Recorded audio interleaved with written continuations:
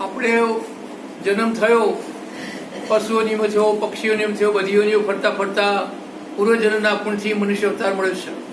અત્યારે આપણને ખબર છે કે આપણે મનુષ્ય યોનિમાં છીએ. બધા તો ભોગ યોનિઓ છે, બધી બીજી બધી યોનિઓ ભોગવવા માટે છે અને ભોગવી રહી છે. પણ એક મનુષ્ય યોનિની સાર્થકતા છે, મનુષ્ય જન્મની સાર્થકતા છે.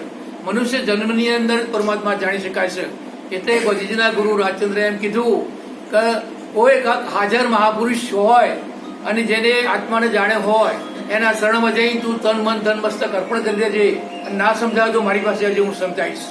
હાજર મહાપુરુષ જોવા મનુષ્ય કૃત જે કંઈ છે, શબ્દ પર બહુ ધ્યાન આપજો પ્રભુ. બીજા દ્રષ્ટિ રાખશો તો ખબર નહીં પડે. શબ્દ પર બહુ ધ્યાન આપજો. શબ્દ શું કહેવા માંગે છે? મનુષ્ય કૃત જે કંઈ છે, આ બધી જે કંઈ બધા પૂજાપાઠ કંઈ છોડી દેવા નથી. જે કંઈ દેવી શક્તિ પૂજા કરતા હોય બધી કરવાની છે. જો સુધી આ મનનું સમાધાન ના થાય તો સુધી એ છોડવાનું નથી. જેને જે પકડ્યું છે એમાં આગળ વધવાનું છે આપણે. તો મનુષ્ય કૃત જે છે, એક મૂર્તિ બનાવો વિષ્ણુ ભગવાનની તો બીજી અનેક મૂર્તિ નહીં થાય. એક મૂર્તિ બનાવો શંકર ભગવાનની તો બીજી અનેક મૂર્તિ નહીં થાય. પણ આ ઈશ્વર કૃત જે છે, ઈશ્વરમાં કૃતમાં એકમાંથી અનેક થવાની કળા છે. એક મકરનો દાણો તો હજારો દાણા થાય છે. એક બાજરીનો દાણો હજારો દાણા છે. એક જીવમાંથી બીજો જીવ પેદા થાય છે. તો આ 5 તત્વો છે. આ 5 તત્વો છે, જળ અગ્નિ વાયુ તેજના આકાશ 5 તત્વો છે. આ 5 તત્વોની 25 પ્રકૃતિ છે. 25 પ્રકૃતિ 3 ગુણો છે. 28 નો 8 બનાવ્યું છે. આ સાધન 28 નું બનાવ્યું છે.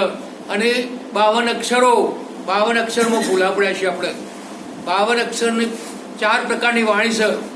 પરા પશ્યથી મધ્ય વિખરી, જુઓ છે ખરો પણ અનુભવ વાસ્તુ આવે એવી નથી. પણ સદગુરુ શરણમાં જાય. ગુરુ એટલે સૌથી મોટો વિશાળ, જેની દિવ્ય દ્રષ્ટિ થઈ જશે. અલ્પજ્ઞ જ્ઞાન મટીને સર્વજ્ઞ થઈ ગયું છે. સર્વ પરમાત્મા છે. કેમ છે? અણુ અણુમાં છે એમ કહેવામાં આવ્યું છે કે પરમાત્મા વગર કોઈ જગ્યા ખાલી નથી.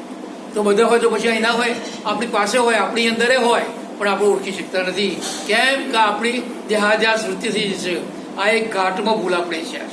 આ ઘાટમાં આપણી દ્રષ્ટિ થઈ છે, કદરૂપી દ્રષ્ટિ થઈ ગઈ છે. રામો પીર એટલે અવિનાશી તત્વ, ચૈત્ય તત્વ અવિનાશી તત્વ, સ્વ એટલે પોતે એટલે અવિનાશી તત્વ. પણ આ અનેક નામો આપ્યા. આ અવિનાશી જે પુરુષ છે એના વિવાહ મળેલા છે.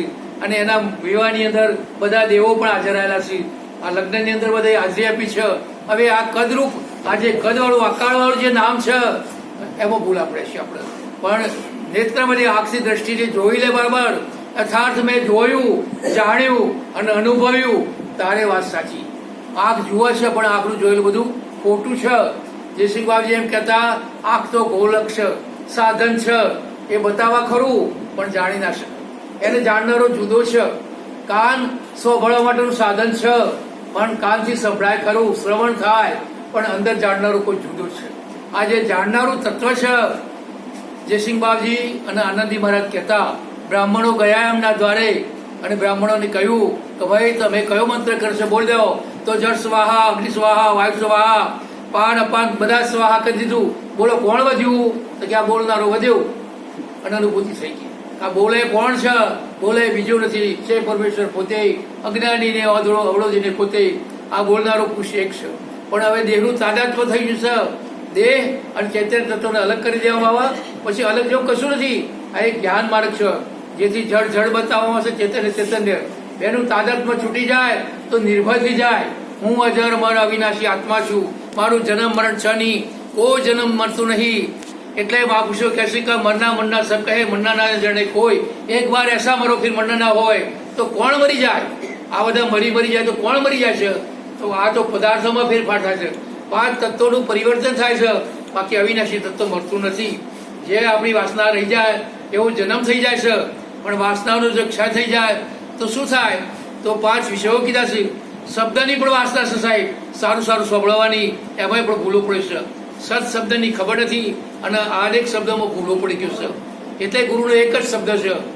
એક શબ્દ ગુરુદેવ કા તાકે અનંત વિચાર, થક ગયા મુનિજન પંડિતા ભેદ ન પાયા અપાર.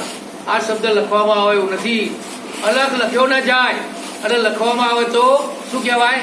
લખાય તો શું કહેવાય? બોલો. લખાય તો શું કહેવાય? અક્ષર. અક્ષર કહેવાય.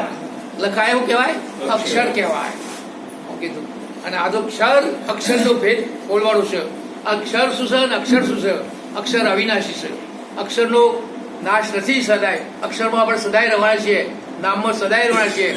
પણ આ નામ એવો નહીં, આ બધા ઘાટ નામ રૂપવાળો નામ થયેલો છે.